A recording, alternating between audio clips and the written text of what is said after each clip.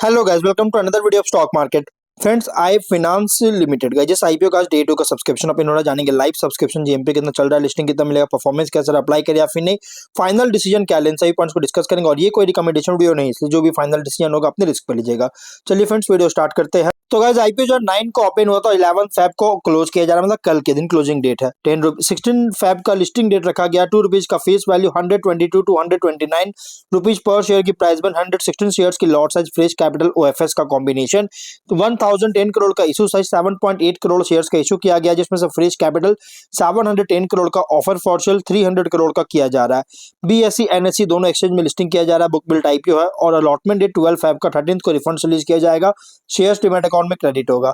Offer जो दिया गया है क्यूआईबी एंकर इंक्लूड नहीं करेंगे, 29.4%, HNI big, HNI 10, small HNI 5 और रिटेल में ओनली 10% ऑफर दिया गया है। Retail only one lot, minimum 1 lot apply कर सकते हैं। 116 शेयर्स मिलेंगे, 14.9 थाउजेंड पे करना पड़ेगा। मैक्सिमम 13 लॉट अप्लाई कर सकते हैं, 1.9 लाख रुपीज पे करना पड़ेगा। Big HNI minimum 14 lot apply कर सकते हैं, जो कि 2.1 लाख रुपीज पे करना पड़ेगा। मैक्सिमम अगर देखा जाए तो 66 लॉट अप्लाई कर सकते हैं, 9.9 लाख रुपीज पे करना पड़ेगा। Big HNI minimum 67 lot apply कर सकते हैं, 10 लाख रुपीज पे करना पड़ेगा। मैक्सिमम कोई लिमिट नहीं है। लेकिन गाइस, अगर हम बात करें रिटेल में, अगर 5 टाइम सब्सक्राइब होता है तो अलॉटमेंट ओनली 1 लॉट होगा। स्मॉल एचएनआई में 10 टाइम होता है तो अलॉटमेंट ओनली 14 लॉट होगा। बिग एचएनआई में 15 टाइम होता है तो अलॉटमेंट ओनली 67 लॉट होगा। उससे ज्यादा अलॉटमेंट के चांसेस नहीं है। एंकर से 460.5 करोड़ का फंड रेज कर चुका है।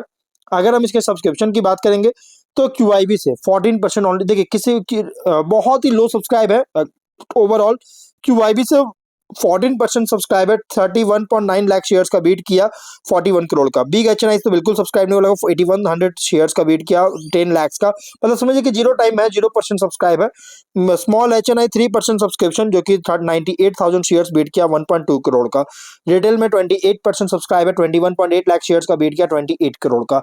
बहुत ही लो सब्सक्राइबर, टोटल हुआ 13% का सब्सक्रिप्शन, 54.7 लाख शेयर्स का बीट किया, 70.6 करोड़ का। लो सब्सक्राइब देखने को मिल रहा है ओवरऑल डे 1 में।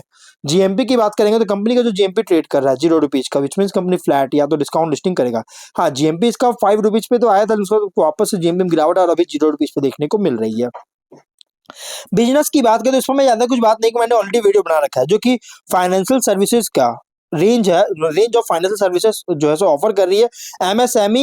एमएसएमईज फाइनेंसिंग में इंगेज है, जो कि और कंपनी अगर हम बात करें गाइस तो ये फाइनेंशियल अगर देखिएगा तो 25 में लगभग 1505 करोड़ का रेवेन्यू, 175 करोड़ का प्रॉफिट है। और जो कि 24 से अगर देखा जाए तो टॉप लाइन तो बहुत अच्छी ग्रोथ है, बट बॉटम लाइन 24-25 में स्टैटिक परफॉर्मेंस था, कोई खास इंक्रीज नहीं किया। हाँ, इंक्रीज है 3% के अराउंड इंक्रीज किया, बट गाइस 23 से 24 में सरप्राइजिंग बूस्ट हुआ। वहीं अगर हम बात करें फर्स्ट हाफ में, 24 का फर्स्ट हाफ में 717 करोड़ का रेवेन्यू, 108 करोड़ का प्रॉफिट। और वही 25 के फर्स्ट हाफ, 26 के फर्स्ट हाफ में तो 863 करोड़ का रेवेन्यू, 64.6 करोड़ का प्रॉफिट है। फाइनेंशियल अगर देखिए तो टॉप लाइन में भी इंक्रीज किया फर्स्ट हाफ में, लेकिन जो बॉटम लाइन है अगर देखा जाए तो लोअर देखने को मिल रहा है। बॉटम लाइन लोअर मार्क किया इस बार का, मार्केट कंडीशन के कारण, मार्केट कंडीशन खराब होने के कारण जो है थोड़ा सा गिरावट आया है। अगर हम बात करें इस कंपनी के रेशियोज का तो ROE 7.3%, debt to equity 3 time का, RONW 3.8% और पीबी है 1.4, पी रेशियो 14.1 टाइम का। मार्केट कैप 3183.5 करोड़ के अराउंड होगा कंपनी का मार्केट कैप। कॉम्पिटिटर की बात करते हैं, बहुत सारे कंपनीज के कॉम्पिटिटर जैसे बैंक्स हो गया, फाइनेंशियल सर्विसेज हो गया, फाइनेंशियल कंपनीज हो गया, ये सभी इसके कॉम्पिटिटर। वैसे मैं आपको एग्जांपल के लिए बता देता हूँ। SBFC finance, 5 star business finance, ये दोनों तो आपको मैं लिस्ट में बताया हूँ, इस लिस्ट में दिया हूँ। ऐसे बहुत सारी कंपनी जो कि लिस्टेड है स्टॉक एक्सचेंज में। बैंक आप समझ सकते हैं एक तरह से, जो बैंक फाइनेंस करती है, तो इस बैंक भी है मेजर फाइनेंस करता है, तो इस वजह से थोड़ा सा इम्पैक्ट कर सकता है कंपनी, मतलब कॉम्पिटिशन लेवल बहुत हाई है। स्वॉट एनालिसिस करें, मतलब स्ट्रेंथ अगर देखिएगा तो डिजिटल लैंडिंग और फाइनेंशियल सर्विस प्ले में स्पेस में ऑपरेट कर रही है, जो कि फोकस है MSME क्रेडिट पर, ऑल्टरनेटिव डेटा और टेक्नोलॉजी बेस्ड अंडरराइटिंग का यूज कर रही है। Technology driven credit evaluation risk model है, जिससे अंडर सर्व्ड स्मॉल बिजनेसेस के लिए जो क्रेडिट एक्सेस है इंप्रूव कर सके। और एसेट लाइट मॉडल है, जो कि डिजिटल प्लेटफॉर्म्स को लेवरेज दे रही है। और स्केलेबल ग्रोथ को इनेबल करता है पार्टनरशिप के कारण लोअर ब्रांच लेवल कैपेक्स के साथ। और डाइवर्सिफाइड लोन पोर्टफोलियो है, business loans, merchant cash advances, working capital products, जिससे स्प्रेड रिस्क जो है ना, जो लोन जो प्रोवाइड करता है इसका जो रिस्क है वो हेल्प करता है, स्प्रेड रिस्क को मतलब कि थोड़ा सा कम करता है और रिस्क मतलब फैलाता है, स्प्रेड करता है, उसमें हेल्प कर रही है। और वीकनेस अगर देखिएगा तो लार्ज एनबीएफसीज या फिर एस्टैब्लिश्ड बैंक से अगर कंपेयर करें तो इसका स्केल बहुत छोटा है, जिससे गाइस इसके प्राइसिंग और प्रोडक्ट ब्रेथ पर compete करने का जो एबिलिटी है उसको लिमिट कर रही है। क्रेडिट रिस्क बहुत ज्यादा एलिवेटेड है, अनसर्व्ड, अनसिक्योर्ड और थिन कोलेटरल सेगमेंट्स में स्पेशली डाउनटर्न के दौरान हो सकता है। और कैश फ्लो और फंडिंग साइकिल्स भी बहुत ज्यादा सेंसिटिव है होता है मार्केट लिक्विडिटी और कॉस्ट ऑफ कैपिटल से।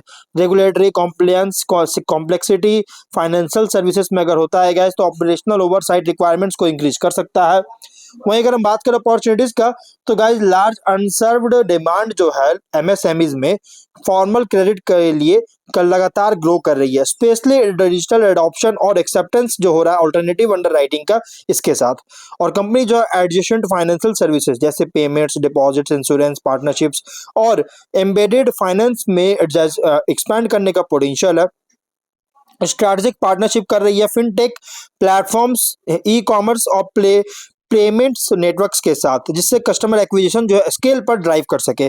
अगर हम बात करें इस कंपनी के यहाँ पे देखिए फाइनेंशियल इंक्लूजन इनिशिएटिव्स भी इंक्रीज हो रहा है, जिससे ग्रोथ अपॉर्चुनिटीज को सपोर्ट कर सकता है और प्रोडक्ट जो ऑफर कर रहा है उसको डाइवर्सिफाइड कर सकती है। लेकिन थ्रेट की बात करें तो banks, NBFC, fintech lenders, digital credit provider, इनसे कंपटीशन बहुत ज्यादा इंटेंस है, जिनके पास डीपर पॉकेट्स है, मतलब कि फंडिंग की कोई कमी नहीं है और लोअर फंडिंग कॉस्ट भी लगाते हैं वो लोग। और रेगुलेटरी चेंजेस अगर होता है लेंडिंग नॉर्म्स में, इंटरेस्ट रेट कैप्स टाइट और या फिर फिनटेक क्रेडिट रूल्स में अगर टाइटन होता है गाइस तो मतलब को बहुत ज्यादा रूल्स लगाया जाता है, टाइट होता है तो बिजनेस मॉडल को इम्पैक्ट कर सकता है। इकोनॉमिक स्लो डाउन अगर होता है तो क्रेडिट डिफॉल्ट्स का इंक्रीज हो सकता है, प्रोविजनिंग रिक्वायरमेंट्स इंक्रीज हो सकती है, जिससे प्रॉफिटेबिलिटी को बहुत ज्यादा प्रेशराइज कर सकता है। और फंडिंग मार्केट लिक्विडिटी स्टॉक्स जो कि मतलब कि sorry funding market liquidity stocks अगर लगता है या फिर रेट्स अगर राइज होता है, इन्वेस्टर का रिस्क एवर्जन होता है तो गैस कैपिटल को कॉस्ट ऑफ कैपिटल इंक्रीज कर सकता है, स्लो ग्रोथ कर सकती है। पीयर कॉन्टेक्स्ट अगर करेंगे तो लार्ज एनबीएफसी जब मेन स्ट्रीट बैंक से अगर कंपेयर करें तो ये जो कंपनी है बहुत ही छोटा है, लेकिन हाँ निश फोकस है डिजिटल एमएसएमई लैंडिंग पर। इसका एडवांटेज लाई करता है टेक ड्राइवन अंडर राइटिंग पर। स्केल और ब्रांड डेप्थ बहुत लिमिटेड है क्योंकि बड़े बड़े कंपनीज ऑलरेडी लिस्टेड है और मार्केट में भी है। और अगर मिड टीयर फिनटेक लेंडर से कंपेयर करेंगे तो technology accuracy, alternative data risk models और स्पीड ऑफ ओरिजिनेशन पर compete कर रहा है, लेकिन सक्सेस डिपेंड करता है क्रेडिट परफॉर्मेंस, एक्विजिशन कॉस्ट और रेगुलेशन कॉम्प्लायंस पर। इन्वेस्टर के लिए आईपीओ रिप्रेजेंट कर रहा है पूरी तरह से फिनटेक या फाइनेंशियल सर्विसेज प्ले जो कि टाइड है एमएसएमई क्रेडिट डिमांड पर। अपसाइड तभी होगा अगर कंपनी का जो स्केल है रिस्पॉन्सिवली करेगा और क्रेडिट रिस्क को मैनेज करेगा। अदरवाइज गाइस जबकि रेगुलेटरी कंपटीशन प्रेशर इसके की चैलेंजेस है, बहुत इसको चुनौती दे सकता है, बहुत ज्यादा चैलेंजेस फेस करना पड़ सकता है इसके वजह से। तो ओवरऑल आईपीओ जो है ना प्योर लॉन्ग टर्म आईपीओ, और ये जो प्राइस बैंड रखा गया आईपीओ का बहुत ही एग्रेसिव प्राइस रखी गई है आईपीओ की। अब देखिए कंपनी का फाइनल डिसीजन जो भी लीजिएगा अपने रिस्क पर लीजिएगा। ये कोई रिकमेंडेशन वीडियो नहीं, तो मिलता है नेक्स्ट वीडियो में। Bye bye.